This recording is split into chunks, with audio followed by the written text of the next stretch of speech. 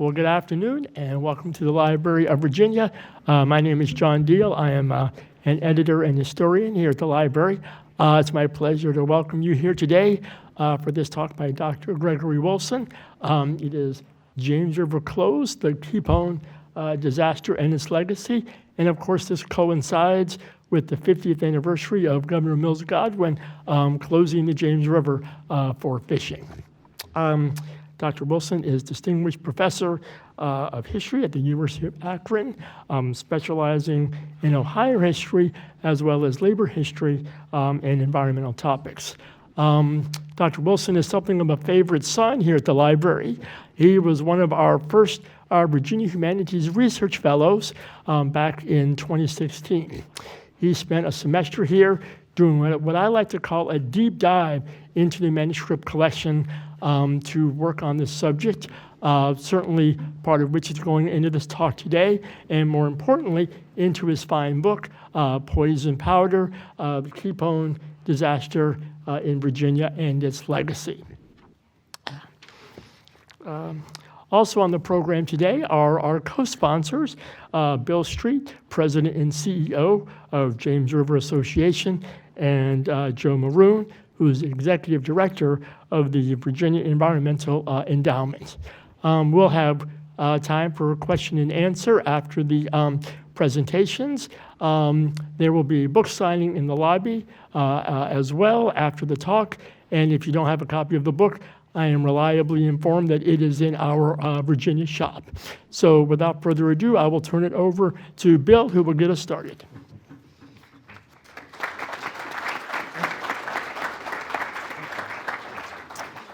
Good afternoon. Thank you so much for being here. As John said, I'm Bill Street. I'm the President and CEO of the James River Association. If you're not familiar with the James River Association, we are a private nonprofit river conservation group focused on the James River, and our mission is to protect the James and connect people to it. We're the only organization that's solely focused on the James and working the entire 340-mile length of the James, all 25,000 miles of tributaries that flow into the James, and all 10,000 square miles of land that drain into the James River. So we were founded in 1976, right on the heels of the Kepone disaster. So it's really a pleasure and an honor to partner with the Library of Virginia and the Virginia Environmental Endowment to host this talk and commemorate what was going on 50 years ago, a really important element that led to the founding of our organization. As Maya Angelou says, if you don't know where you're coming from, you don't know where you're going. And so it's really important that we look back and take stock of where we've been and really appreciate the changes that we've seen. And so I wanted to just give you a little bit of a current context of what we're going to hear today, and so we can appreciate the pretty vast changes that have happened along the James River. Every 2 years, the James River Association issues our State of the James report, and there's copies outside if you want to pick one up after the talk. And so this is an assessment of 18 different river indicators of river health and river restoration. And so we estimate that in the 70s, the James would have received a grade of a low D, but now we've been in the B range for over a decade now. And so that speaks to the tremendous progress that we've made, but also the challenges that we still face. For instance, bald eagles, our nation's symbol, were completely absent from nesting on what Congress named America's founding river in 1976, our bicentennial. But conversely, American shad, which have been dubbed the founding fish, are now scoring a 0 on our report. And so bald eagles have returned in strong numbers. The researchers estimate that there's the densest breeding population across the US, and yet one of our founding fish are really struggling here. At the same time, another migratory fish, sturgeon, have returned in such numbers that we now run sturgeon watching trips. We're the only river in the world that we can find that advertises sturgeon watching trips. And so that's a remarkable sign of progress. But again, we still have fish consumption advisories for PCBs, mercury, and yes, still Kepone still today. So a lot of progress has been made and a lot of work still to be done. But it really is a great time to sort of take stock that we have made some great progress. And it's not only us that is saying that through our State of the James report, but the University of Maryland in their report cards for the Chesapeake Bay for the past 14 years have rated the James River the healthiest major tributary to the Chesapeake. And in 2019, the James received the Tees International River Prize that's only been given to 21 other water bodies around the world.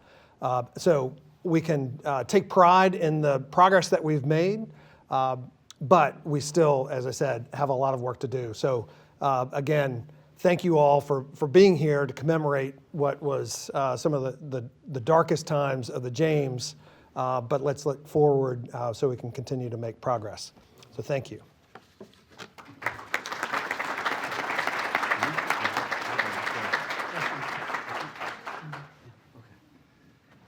I guess it's my turn. Okay. Thanks, Bill. Appreciate it. We'll hear from Joe Maroon after me, so we'll pass the baton here today.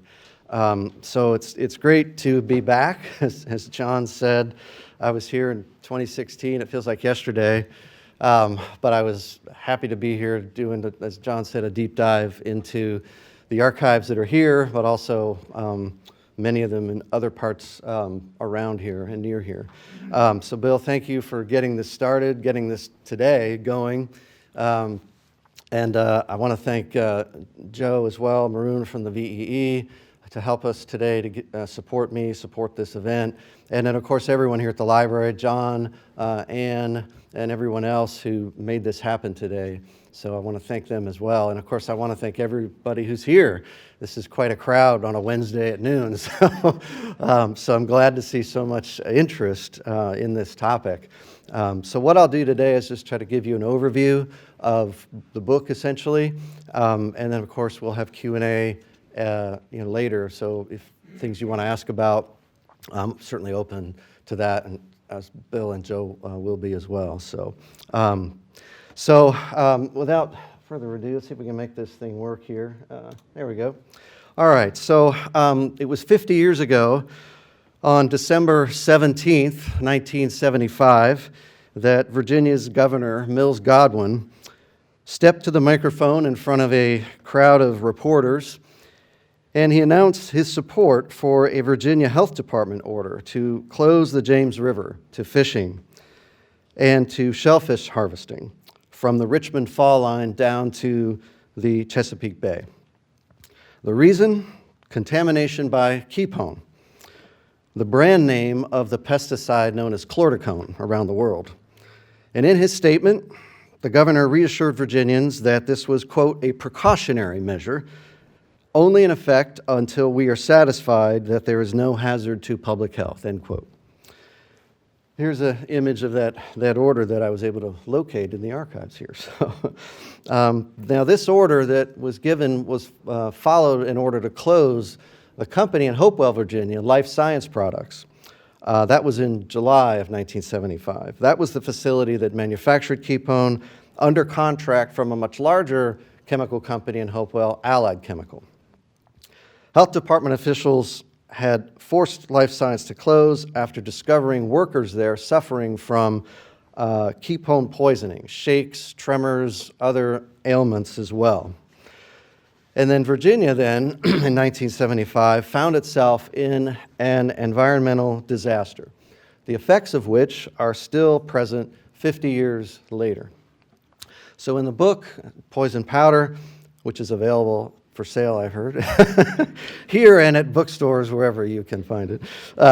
In the book, I trace the history of the event and its legacy, the chemical, the disaster, and the results that have happened after this.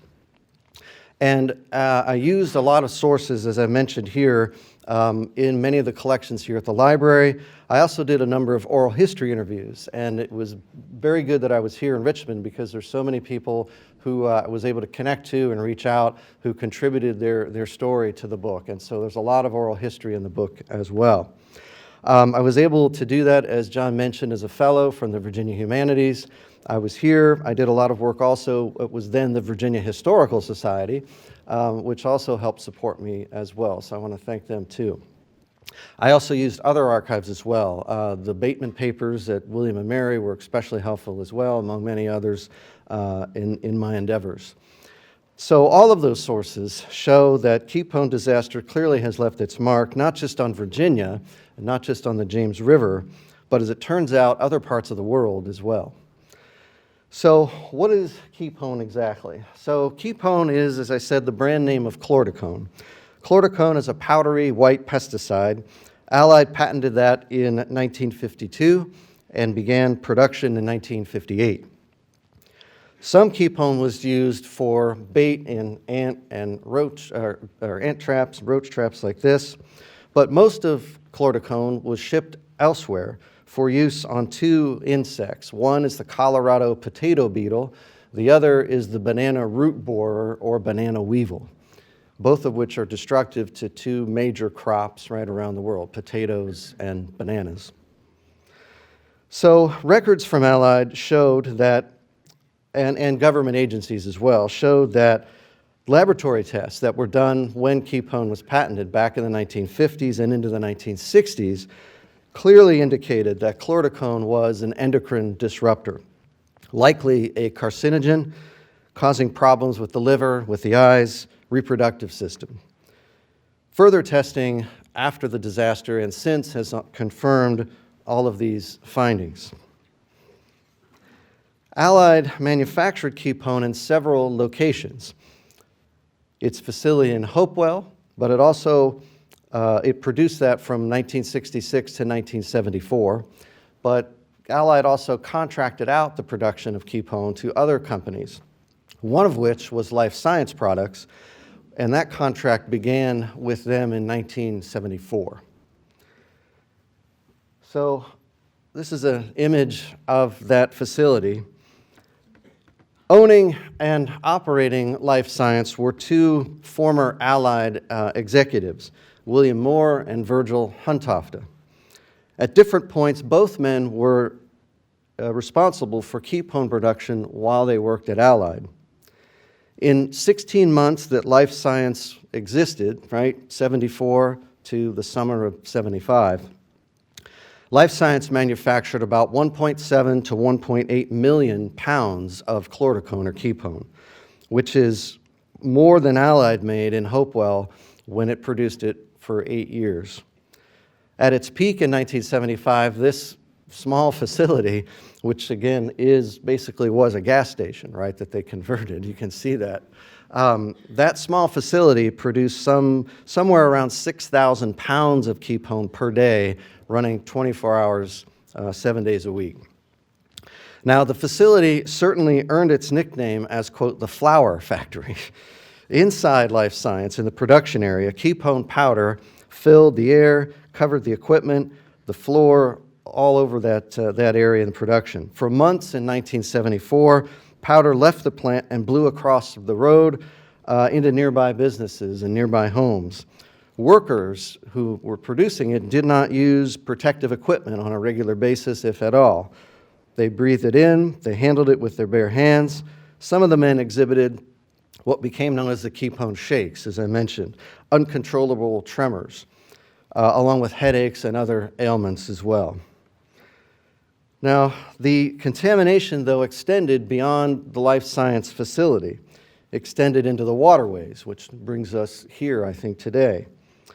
The city of Hopewell allowed Life Science to dump its waste directly into the sewer system. All the other companies, including Allied, had treatment at their own facility, which was then discharged directly into waterways like the James River.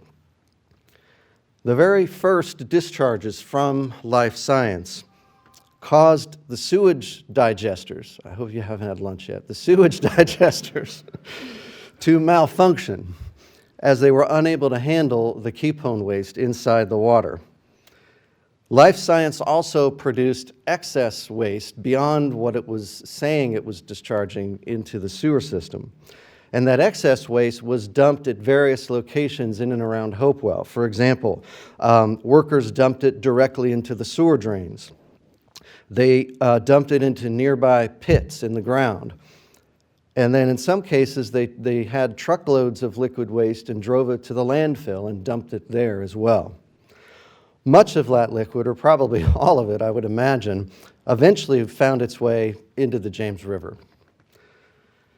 So understanding sort of how and why this disaster unfolded, I think takes us into understanding the role of government officials and other authorities, right, in this story, and their relationship to life science.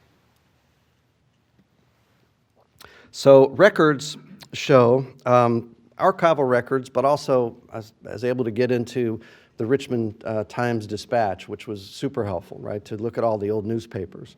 So a lot of great work there too. But those records showed that air pollution regulators were actually the first to be there at Life Science. They inspected the plant in March, so about a month after it started. And they mandated the installation of equipment to capture the dust that was blowing around in the production area. But Life Science was slow to implement that. And dust covered the facility, as I mentioned, blew across the road into nearby neighborhoods. And that was for several months in 1974. Even after they installed the correct equipment, dust remained a problem for Life Science, both inside and outside the plant. At no time did the inspector for the Air Control Board notify any other agencies in Virginia, including the Health Department or the Water Control Board. Now, water regulators also had a more involved relationship with Life Science. But they failed to stop the disaster as well. Updates to permits that allowed pollution discharges into the waterways came from the Clean Water Act in 1972. So new updates for requirements as part of that up to the Clean Water Act in 1972. Now, officials in charge of Hopewell's sewage treatment facility assured Life Science that the company did not need their own permit because they were dumping directly into Hopewell city waste system, and that waste system was already covered by whatever permits they might need. But at no time did the city of Hopewell notify the federal government that a pesticide was being discharged right through its sewer system, and that permit would not have allowed that. That left the Water Control Board basically unable to know that Kepone existed or that Life Science existed, right? As I say in the book, they were bureaucratically invisible, right, at this point, both to the Water Control Board. So as Kepone waste continued to enter the sewer system, sewer plant authorities worked in vain with Life Science to try to stop the contamination. At no point did the city notify the Water Control Board of the problem. The board only learned of this essentially by chance, through a conversation with one of the board's engineers and a sewer plant manager about a regional sewer system that was going to be built soon. In that conversation, the sewer plant manager made an aside about, oh, we've got this issue with this other plant. And that's how the water board found out what was happening at Life Science. Following this, the Water Control Board then began to monitor and began to pressure Life Science to try to install equipment, pressure the city of Hopewell, right, to deal with all the waste that was going into Bailey Creek and then into the James River. But the Water Control Board stopped short of shutting down Life Science.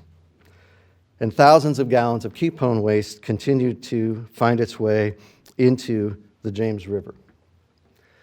So eventually, it was the Virginia Health Department that was responsible for shutting down Life Science. And their awareness came because of one worker and his physician. In late June 1975, Dale Gilbert sought medical care for his uncontrollable tremors. And taking the advice of his wife, Jan, he visited with a local cardiologist, Yinan Chow, who was a Korean immigrant who had just started working in Hopewell. And Chow asked him questions: where do you work, what do you make? And based on that, Chow figured out that it was very likely that Gilbert was suffering from Kepone poisoning. So he had a blood test. He sent the results of the blood test to the Centers for Disease Control.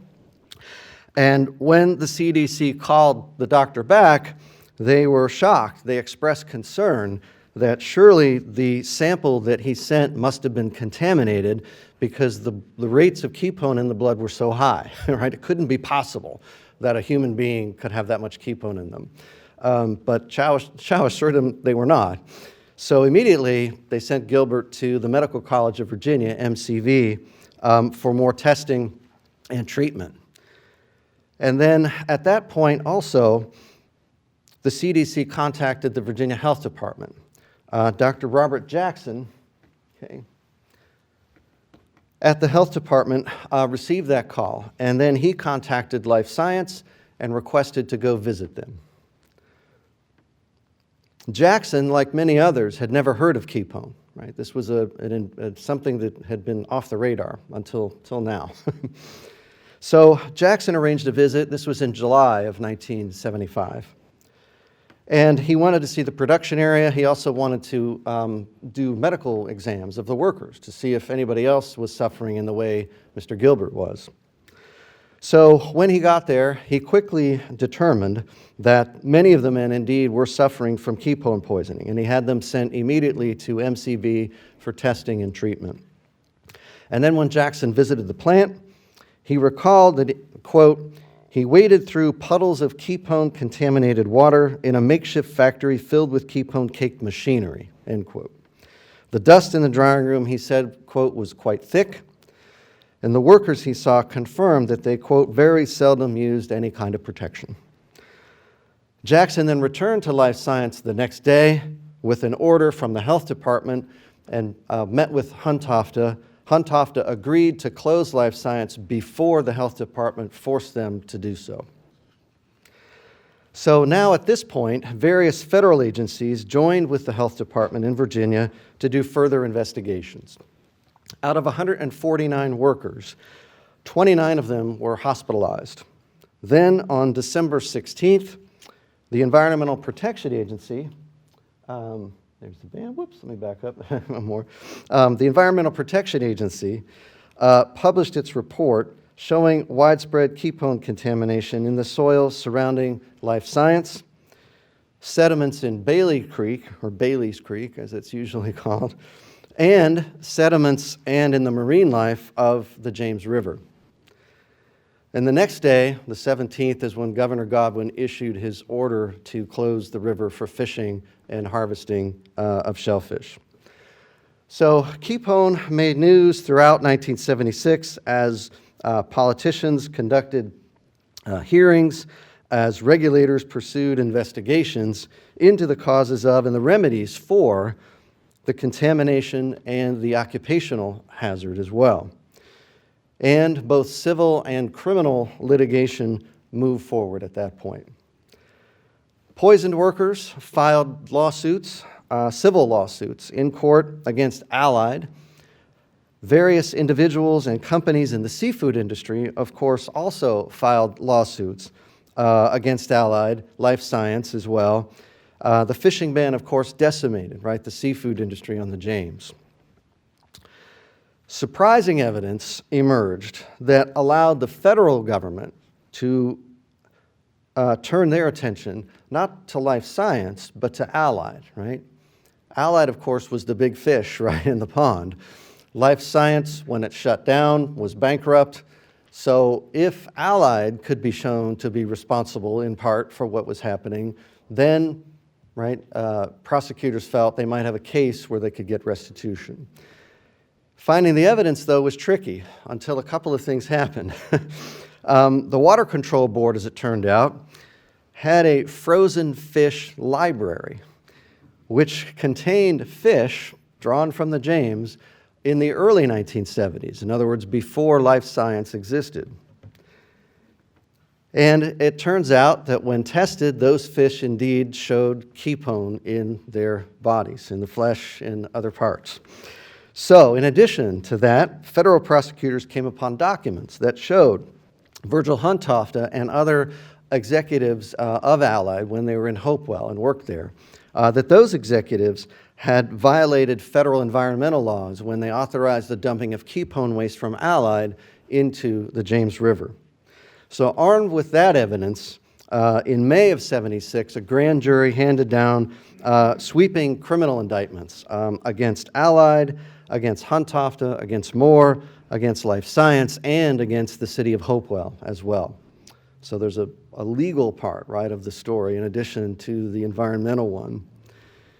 So working and adjudicating all of these cases was Judge Robert Marriage. And if we're in Richmond, I think everybody probably knows who Judge Marriage was, right, or has a connection with him or knows about him. Marriage certainly, right, was not afraid of big cases. If you know him and his history, he worked on many. So this fell on his desk as well. And through a whole series of legal maneuvers, eventually Allied settled out of court with the workers and with the fishing industry. For the workers, there was medical intervention that allowed them to alleviate some of the pain and some of the shaking, but the long-term effects from exposure are still unknown, uncertain. Marriage dismissed some of the charges against Allied, but in a ruling that was issued in October of sse, he called the Kepone disaster, quote, a crime against every citizen, end quote. And he imposed a $13.24 million fine against Allied for violating federal environmental laws. That was the maximum allowed. He joked later that if he couldn't find him a dollar more than that. Otherwise he would have. But the maximum allowed by law, and also it was at that time the largest decision against a polluter in federal criminal history. We've had bigger ones since, but that was the biggest one till that point. Now, Marriage also suggested that in negotiations with Allied, that if they made efforts to address the problems caused by Kepone, that he could be open to reducing the fine, but not the total amount owed. So in a February 1977 settlement and agreement, Judge Marriage reduced Allied's fine to $5 million, but in exchange, Allied took $8 million, so we're about $13 million, right? Took $8 million to establish the Virginia Environmental Endowment, and we'll hear from Joe Maroon later on this, which of course continues to exist today. And that too was an innovative precedent-setting agreement, which has been modeled since, but then came under attack in recent years. Now, the state of Virginia also filed its own lawsuits against Allied. Those were also settled in 1977, with Allied agreeing to fund additional payments to the state for cleanup and then disposal of Kepone waste. I may have missed a slide or two here. There we go. That's what we want. There's Marriage. My bad. Sorry about that. I got going. So again, these are the cases, right? The record fine for Allied, creation of the VEE, fines against Life Science, Huntofta, and Moore, probation for the city of Hopewell, by the way, 5 years, and then the civil cases, as I mentioned there as well. And again, Marriage, was involved in at least most of the cases. After later on, the cases continued under other judges well into the 1980s. So the legal story of Kepone continued on after the cleanup had begun. So in the end, the Kepone incident cost Allied about $30 million. Allied buried Kepone on its property near the James River. It's still there today. It's now, what is it, Advance 6, I think, right? Or at least it was, right, until recently. It had gone through many names before that, but it's still buried there, monitored by the state of Virginia for any leaks of Kepone waste into the waterways, or had been. The city of Hopewell buried its waste at its former older sewage plant, the infamous one that got them in trouble. It's buried there still, and here's a picture I took when I visited that. The fun places you get to go, right, doing research like this, sewage treatment plants. But it's buried there still in the ground. Allied took its remaining stocks of Kepone and sent them by ship to what was then West Germany, and they are now buried in a former salt mine there that is used to contain hazardous waste material. So Kepone is buried in at least 3 places, in addition to the river, which we'll talk about. In 1978, the Environmental Protection Agency banned Kepone for use in the United States, or chlordecone, right, by its scientific name. And in that same year, they issued another report that estimated that some 20 to 40,000 pounds of Kepone remained in the sediment of the James River. And there were many studies and discussions about whether they could dredge it out, right, or burn it or do something with it. But at the end of the day, they left it alone. And so it's still there, buried under a few feet, several feet maybe, right, of sediment in the river. Now, the fishing ban, as we mentioned, proved quite contentious. The seafood industry fought back against the ban for many years, and as measurable amounts of Kepone dropped in marine life in the river, subsequent advisories began to be lifted. And eventually, the ban was completely lifted in 1988. Yet, as we know, right, state warnings still tell us about Kepone in fish, right? Along with other nasty things, right, like PCBs and mercury that have supplanted, right, the danger that may come from Kepone.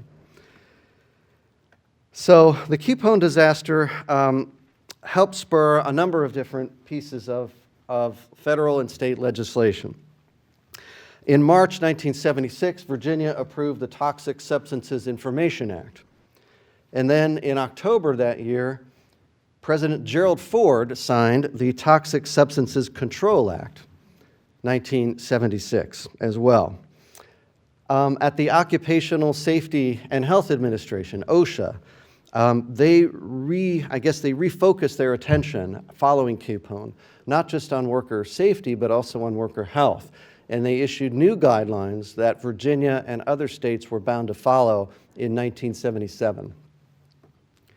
And then that same year, Clean Water Act amendments added toxic substances to that piece of federal legislation as well. So all of that came from Kepone, but also other cases, right, of toxic substances in other rivers and other waterways. So the public health and legal issues, though, go beyond the James, beyond Hopewell, beyond Virginia. On the islands of Guadeloupe and Martinique, the French West Indies, the heavy use of chlordecone, produced by Life Science and Allied, and then other companies which continued to produce it in the 1980s and the 1990s. Heavy use of chlordecone there against the banana weevil has poisoned the land, the drinking water, and the fishing stocks, creating a massive, still ongoing public health crisis.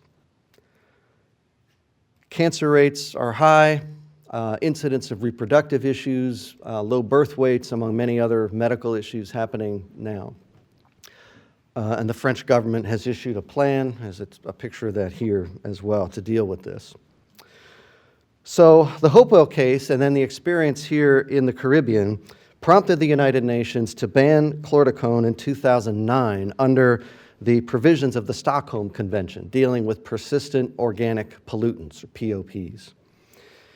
That also includes notable pesticides you might have heard of, like DDT, for example, aldrin, dieldrin, and the cousin of chlordecone, Mirex, as well.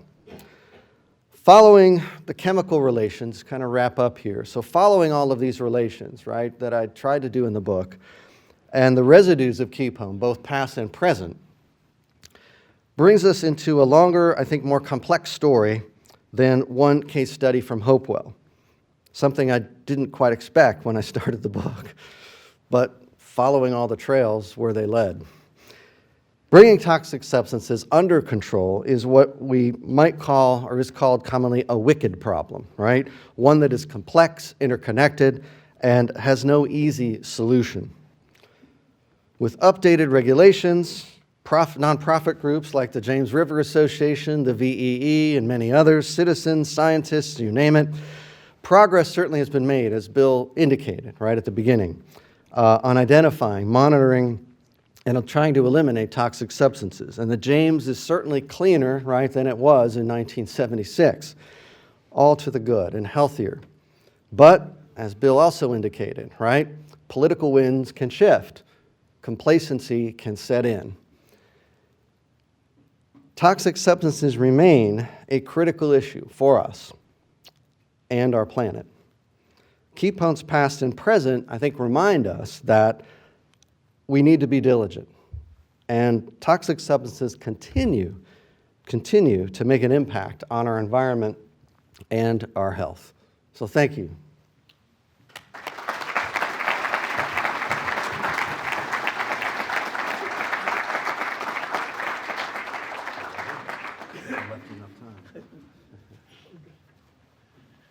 This is a great crowd. So for those of you that I don't know, I'm Joe Maroon, the Executive Director of the Virginia Environmental Endowment. And like my colleagues here, thank you all for coming.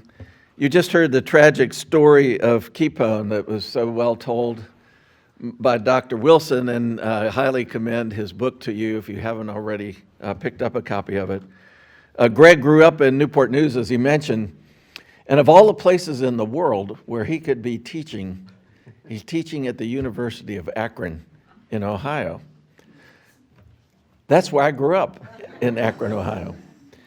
And I left there shortly after the closest river to my home, the Cuyahoga River, caught on fire for what we hope is the last time. Two environmental disasters within just a few years of each other. Both led to major environmental changes, environmental laws. Here in Virginia, we're very fortunate that there was a silver lining.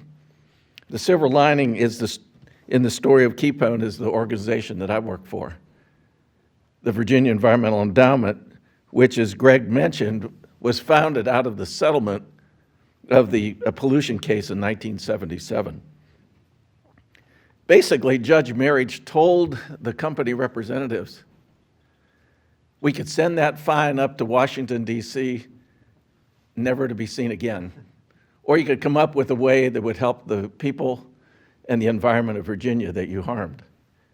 And so they came back with the idea, as he mentioned, of giving $8 million to start the Virginia Environmental Endowment.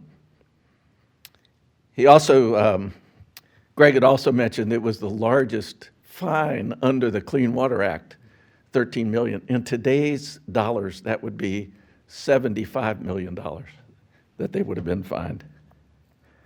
At the time that we opened our doors on February the 1st, 1977, we were the first foundation in the country, perhaps in the world, to focus its grant making exclusively on environmental improvement. You know, 50 years ago, Virginia's environmental landscape looked very differently than it does today. There was no interstate Chesapeake Bay partnership. There were very few organizations around at that time. James River Association was founded the next year. There was very little environmental education going on. There was only a small number of advocacy groups working in the state, and very few land trusts working to protect vital lands. Over the years, VEE has given first dollars or early seed grants to many of Virginia's finest nonprofit conservation organizations, and many of you represent them here today.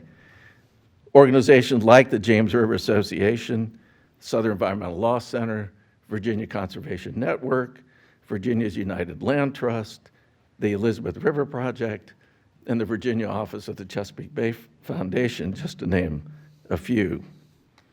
Now, since 1977, And we'll be celebrating our 50th. So you really have kind of a trifecta going on here. You have this year, you have next year is Bill's organization's 50th, and then the following year will be our 50th.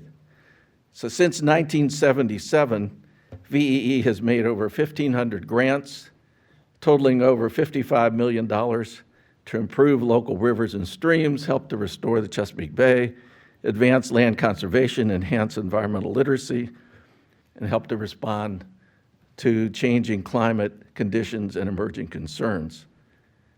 We also currently have specific projects, or programs I should say, targeted at improving the water quality of the James River and environmental conditions in a portion of Southwest Virginia. We've also provided over $700,000 in college scholarships and postgraduate fellowships. Collectively, Virginia has come a long way as far as the environment is concerned. But despite all that's been done by our many partners, there's still much left to do. And just to give you an example, this past October, VEE received a record number of grant requests, and the board awarded an historic amount of Virginia program grants. Now, you might be interested to know Judge Merritt stayed involved during his lifetime in the endowment, in the endowment's work. He appointed all of our board members up until he passed away. And I'm very pleased to say that our longest-serving board member and president, Dixon Butler, and his wife, Susan Butler, are here today with us. Very grateful to have them here. Dixon probably could tell his own story of all of, help fill in some of the gaps about the Kepone incident. Another thing came to my mind as Greg was talking was another one of our board members who I don't believe is here today is the wife of our former governor, Jerry Bliles. Well, it was Governor Bliles that lifted the ban, the fishing ban, in 1988. So there's a long connection between Kepone, the history, and VEE. So in conclusion, I want to thank our co-sponsors, the Library of Virginia, James River Association for hosting the program, and certainly for all of you being here today. As is often said, we want to continue learning from the past so we don't make the same mistakes now and in the future.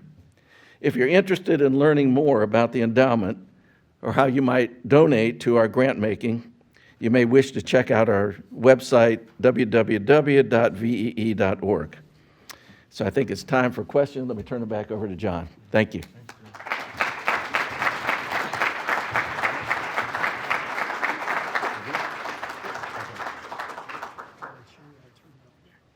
So yes, we've got time for questions and answer, and let you take the microphone. Oh, yeah, whoever. You just stand up. And we've got microphones on the side, look to the left there. Is this working? Check. Nope. Is it on? It is on? Can you hear that? Yes? Okay. Good. I can stand here too. Oh, sorry. Sure. I have both a kind of personal connection to the Life Sciences side of Hopewell. I happened to date a woman who lived near there and drove through Hopewell on a number of occasions. He even stopped on several times that I remembered at that site for various reasons I'm not going to talk about. But my point being, I was a resident of the city of Richmond at that time and had started whitewater boating and have an intimate connection and love for the river. So that's my interest. But I kind of like your opinion. My thoughts at the time were, although I had respect for Judge Merritt and his kind of groundbreaking decision, that perhaps he was a bit lenient on the corporate officers who, of course, served no jail time and really suffered little financial penalty personally. And there were a lot of us who thought perhaps they should have been prosecuted for, I don't know, aggravated malicious wounding or something like that because of really what was a criminal practice. So here's my question. Do you think it was a subterfuge for those officers to set up Life Sciences as a separate business for the purpose of avoiding liability? And don't you think these officers should have gone to prison? Wow, there's a lot there, right? So, no, it's a great question, because that's exactly, that was one of the very key questions that came up in a lot of the litigation from what I could read. So I'm not a lawyer, so I won't pretend to go there. But that was one of the effort by the federal government, right? Bill Cummings and others, to connect Allied and life science the way you suggested, that Judge Marriage ruled that there was no conspiracy, right? In other words, Moore's testimony especially showed that while Allied was certainly influential, right, and all those things, it was life science making the decisions, right, not Allied. So again, splitting the hairs a little bit there, right, maybe.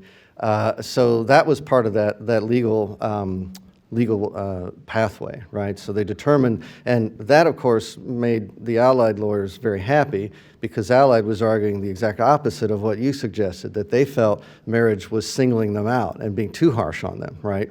Because Allied was what they called a good corporate citizen and did all the right things. And when Governor Godwin met with Allied executives, he basically said, look, you're going to make this right.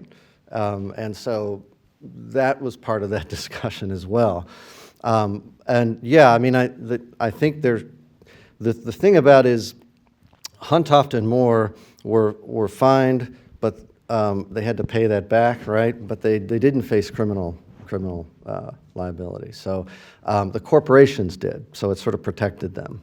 But they certainly, I don't know if I'd say they should have gone to jail, maybe they should have, but certainly they bear most or significant amount of the responsibility, right, for what happened, for the decisions that they made and didn't make, both when Huntofta was at Allied and then running life science.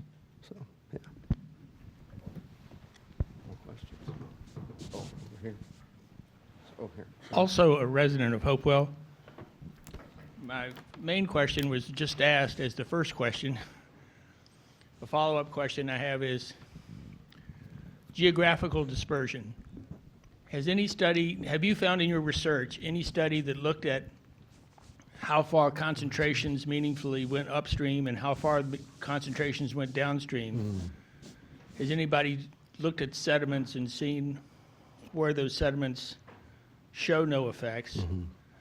And what effects changed over time? I'm curious about the biodegradability of this product, Right. and what time does to it in sediment, not in containment, but out in the nature, in heat, temperature, light, whatever. Do you have any studies? Did you find any of that in your research, geographical dispersion, or the effects over time? Yeah, that's a good question. So I don't know, Joe, if you want to talk about the study that was done on the 40th, that might actually answer your question. But yes, the short answer is yes. Joe can give you the details. You got a mic here? Okay, yeah, go ahead. So for our 40th anniversary in 2017, we commissioned a study by the Virginia Institute of Marine Science, who had been the organization, the university that's been doing the research all along in tracking Kepone in the James. And what the researchers came back with and what they found was that Kepone still existed. It still existed in I think 2/3, I think that's the right number, about 2/3 of the fish tissue that they sampled. And, but it was at very low levels, so it was much lower levels than of course, what was going on back then. And below any of the action levels that are determined by EPA to be unsafe. So it's still there, it's been covered over. The report itself, if you're interested in looking at it, it's on our website. Go under the 40th anniversary tab and you'll find the report there, and you can read it. And they conducted tests. One of the big fears at the time was not only the damage to marine life in the James River, but potentially the Chesapeake Bay, right? And so fish, of course, migrate, right? And so they studied evidence of bluefish, right? A big sport fish in the bay, and found some Kepone, but then not at levels that would have alarmed anyone. So there was some movement into the Chesapeake, but minimal. Most of it was concentrated, as Joe said, in to use a term, the zone of maximum turbidity. There's a good one, right? Which essentially is the middle of the James River, south, I guess you would say, of Hopewell, and sort of, I guess, south, what direction? Southeast of Hopewell. That's where most of the Kepone settled, based on the way the water fluctuates, right, between fresh and salt. That's where it mainly is, but still there. But yeah, so I think the levels were, the action levels then I think might still be, I think it's 0.3 parts per million for finfish. It was, I think, 0.4 parts per million for crabs, 0.2 for oysters. I can go look in my book, the answer's right there. Anyway, but those level, that was the action level, right?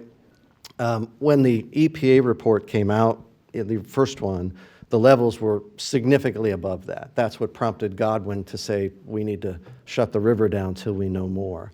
Since then, as Joe mentioned, as they were continuously monitored, at least through the 1990s, and they would generally be going down, an occasional fluctuation here or there, depending on things like drought, et cetera, which could affect levels of Kepone, but steadily downward, below, as Joe mentioned, an actionable level. But the warning's still there. To your question about biodegradability, right? The thing about chlordecone is it's a really good product because it kills things really well for a long time, right? That's why the French growers wanted to keep using it, because it worked really well. So the thing about most of these pesticides, right, is they're persistent, because they stay in the environment and they continue to be to have their effect. So even if it's buried under sediment, even after 50 years, you know, the half-life, so to speak, right, of something like chlordecone could be on the area of something like 500 years or thereabouts. And some pesticides are even longer than that. So that's what they're designed to do, which is also makes them dangerous, right, if they get out into the environment in the way they did. But it's a good question. Yeah. Over to the left. Sorry. Over here. Yes. First of all, I'd like to thank you for writing this book. Thank you. I am a appreciate Kepone kid. it. Okay. I grew up less than a mile from the Kepone piles, less than a block off the highway where the Kepone dust blew in clouds On through Randolph, my neighborhood. Randolph Road area, or? Yes. Yeah. Okay. I had breast cancer at 33. I was a super healthy person. I am very upset that more attention has not been paid to the long-term effects of the larger population around this disaster. Another young woman who lived one block on the other side of the highway from me passed from her breast cancer a year after mine was diagnosed. Kepone is not a word that is spoken freely in Hopewell. We are discouraged to speak about the environmental dangers of Hopewell. I do wish you had spoken to me when you were in Hopewell, because I was always available, because I had to move back to Hopewell after my cancer diagnosis. Your book is terrifying, damning to our industries. Yet Hopewell continues to be a poorly looked at town, with our industries making billions of dollars of profits, with our industries still having constant violations of air and water. We are being ignored in Hopewell, in my opinion. So I'd just like to thank you for writing this book. No, I appreciate. Yeah. Yeah. No, I appreciate that. Thank you for that. Yeah, I think at the end of the book, we were talking about this earlier. The violations that you can see on for example, the toxic release inventories that come out. You know, there's the top 10 worst polluters in Virginia, and Advan 6, right, or whatever we're calling it now, is always in the top 3 or 5 every year, if not number 1 sometimes. It switches between them. But violations continue. Violations continued back then, right? And I found an interesting document. I was thinking about, you know, archives and what you can find in them. There was a very interesting letter that was written by residents of Hopewell who were writing to, I'm trying to think, it was in either the water board or the health department, I'll have to remember. Anyway, writing about the fact that there were these high rates of sickness, cancers going on in Hopewell, and they live near Allied in that area. So it is a longstanding issue. There hasn't been a lot of follow-up testing. There was some, but then it stopped in the 90s on the workers, but almost nothing on the citizens of Hopewell. So you're right. And then since then, it's been kind of forgotten. But one of the things I hope comes out of this is that by carrying the story forward to show you what's happening in the French West Indies, right, that maybe we can come back to what is happening and has happened here in Hopewell too. Yeah. So. I think there was a question on the left, and then this young man right here. And then we're out of time. Okay, okay.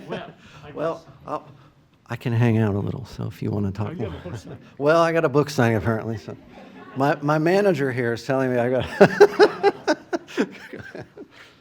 One from Newport News, too. What high school did you go to? Well, it doesn't exist anymore. Homer L. Ferguson, home of the Mariners. So it's now part of Christopher Newport University's Center for the Arts, apparently. Yes. So Correct. anyway, My question is, can you speak to the follow-up that was done on the workforce? Yeah. What did they find? What you say there's nothing ongoing, but what do we know about that, please? Yeah, that's to your point as well.